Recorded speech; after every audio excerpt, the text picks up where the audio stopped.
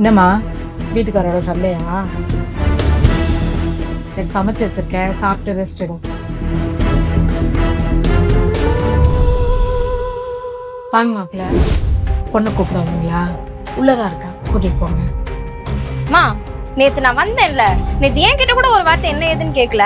இப்போ அவர் வந்திருக்காரு, அவரு கூட என்ன ஏதுன்னு கேட்காம நீ பாட்டு போன்னு சொல்ற. என்னம்மா என்ன கேட்க சொல்ற?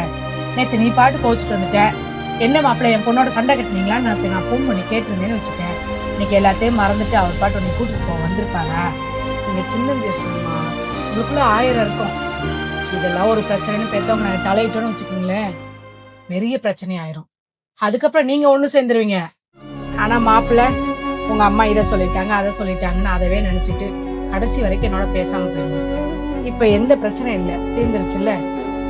மாப்பிள்ள, நீங்க கூட்டிட்டு போங்க.